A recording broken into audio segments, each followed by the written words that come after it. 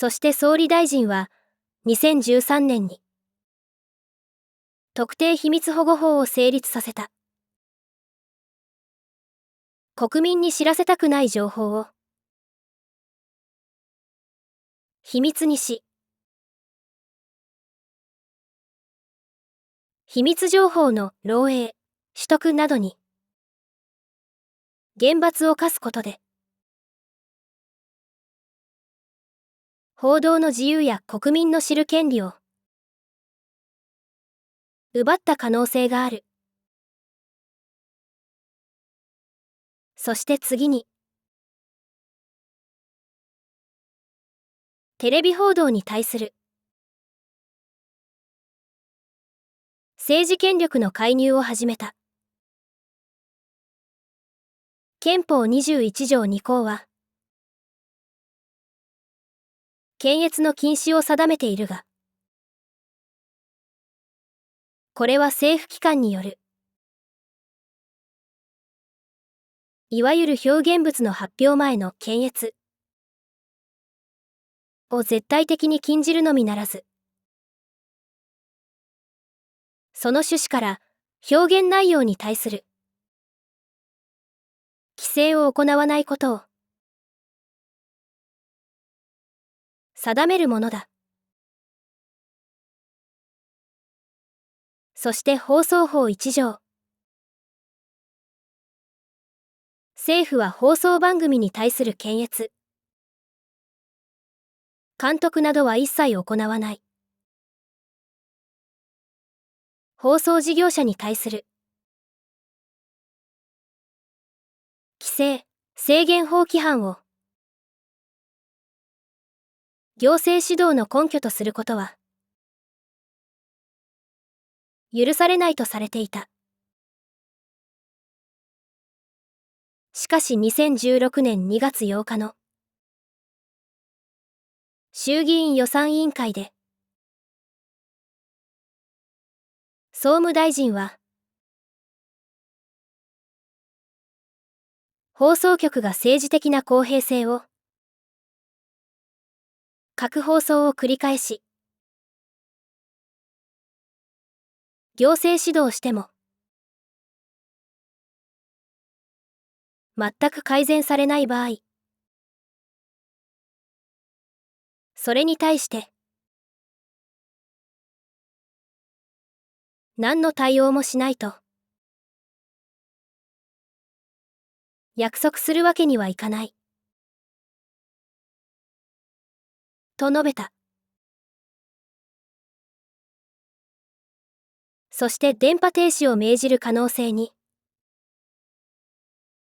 言及した。テレビ局には電波利権という弱点がある。テレビ局が国に支払う電波利用料は、携帯電話などの通信事業者よりもずっと安い。この電波利権があるため、テレビ局は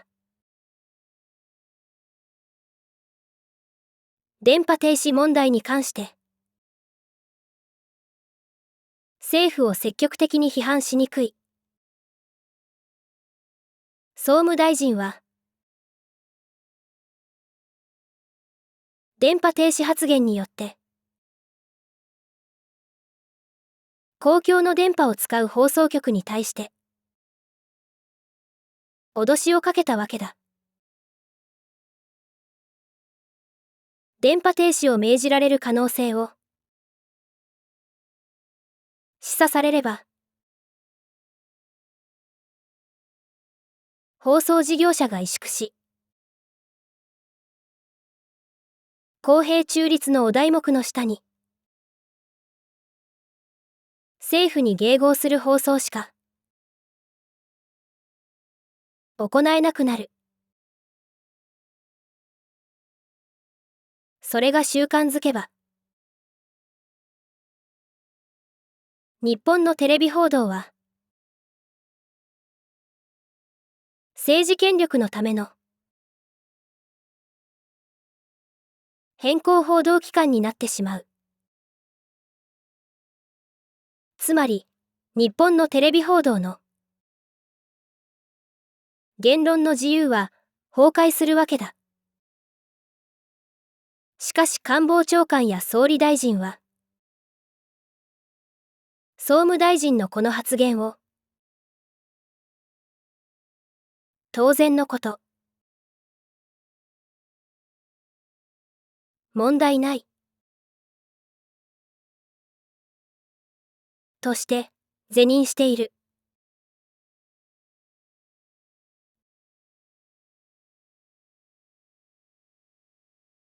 今の総理大臣は、日本の安全保障問題を、やたらと口にする。中国脅威論、北朝鮮脅威論、ロシア脅威論。そして、プロパガンダをアピールする。戦争に強い国家。積極的平和主義。平和のための戦争。人道のための空爆。確かに今の日本には、国外からの危険があるし、対応が必要だ。そこは間違っていない。しかしあの総理大臣は、その危険について、どれだけの情報をつかんでいる。まず中国は、すでに経済破綻を起こしている。今後、中国が、現在の軍事力を、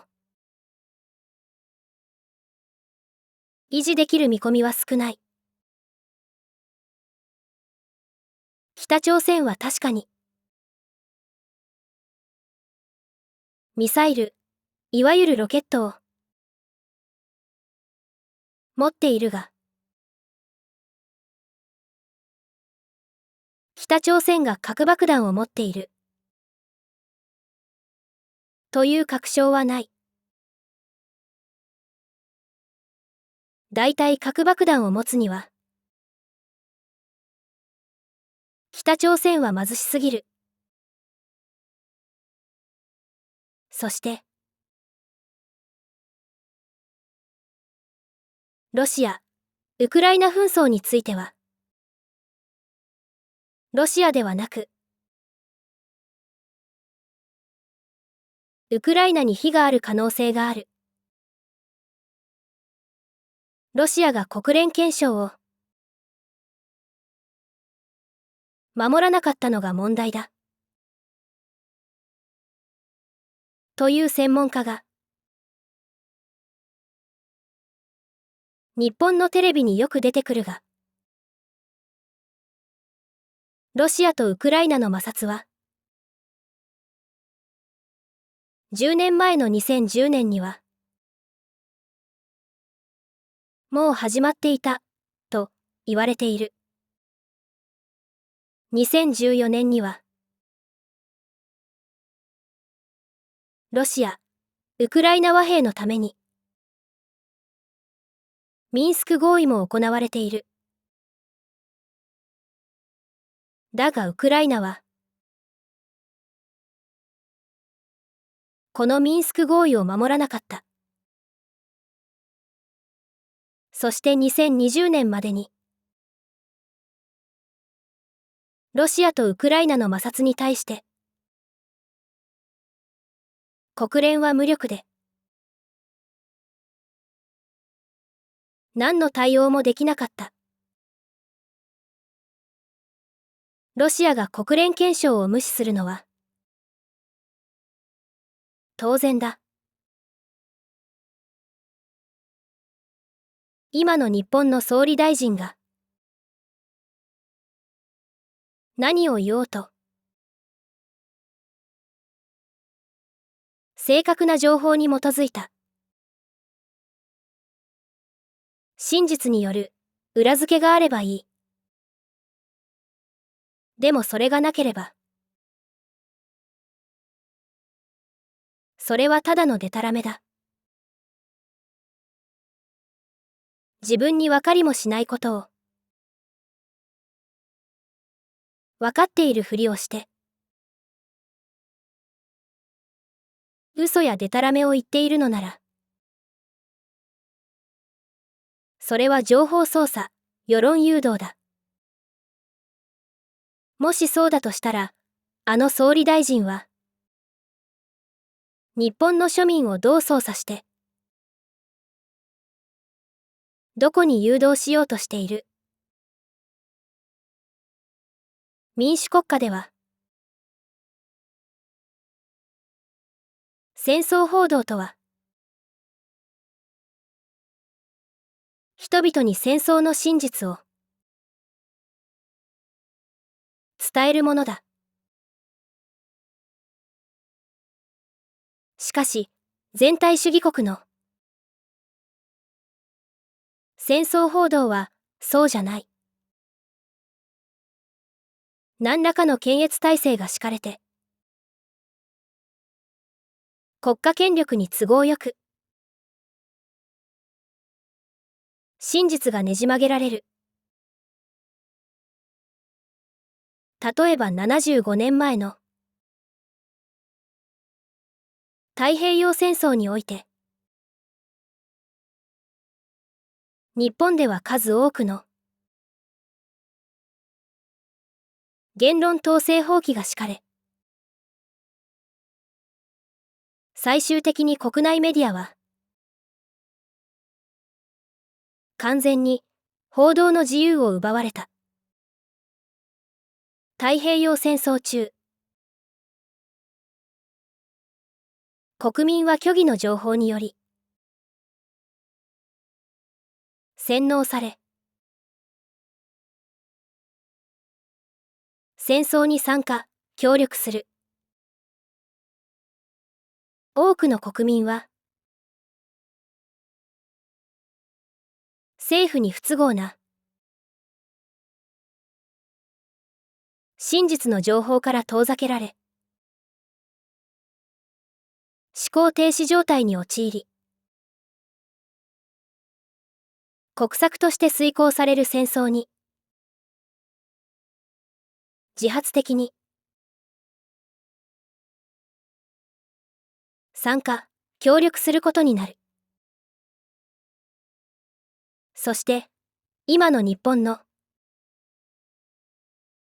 総理大臣がやっていることは、当時の全体主義の日本の戦争報道に近い。今の日本の国家体制は、確かに自由と民主主義に基づいている。でもそれは75年前にダグラス・マッカーサーと GHQ に与えられたものだ。日本人自らが自由を求めたことなど、大してあるわけではない。だから、日本の民主主義は弱い。特に問題なのは、日本の言論の自由の脆弱さだ。自由を求めるために、最も有効な武器になるのは、真実という情報だ。だから、強い民主主義を維持するためには、強い言論の自由が必要だ。日本の言論の自由が弱ければ、日本の民主主義も弱くなってしまう。そうなれば、民主主義体制として成り立っている日本という国そのものが弱くなってしまう。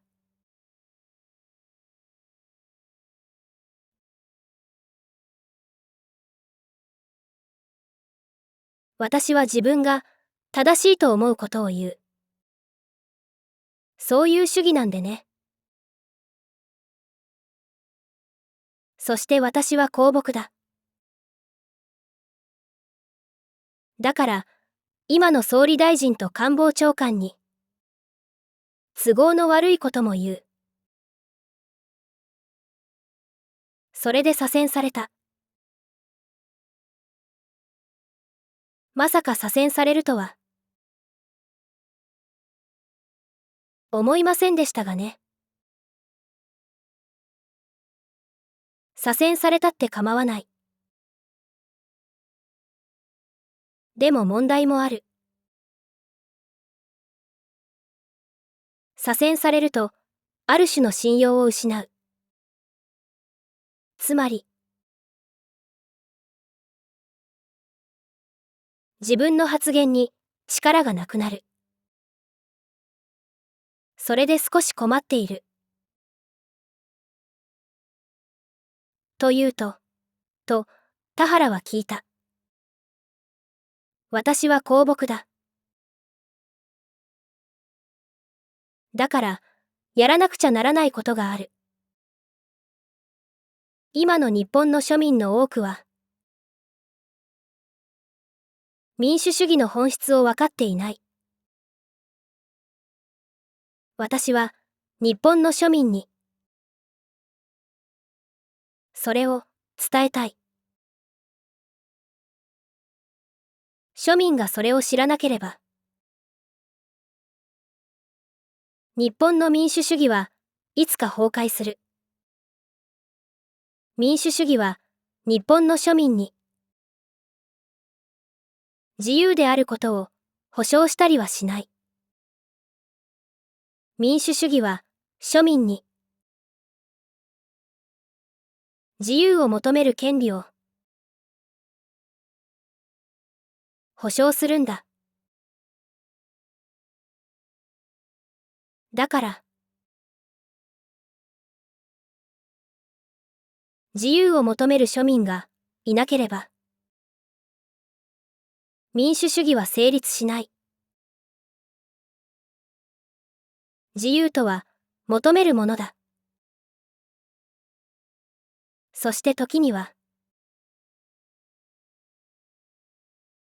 戦って勝ち取るものだ。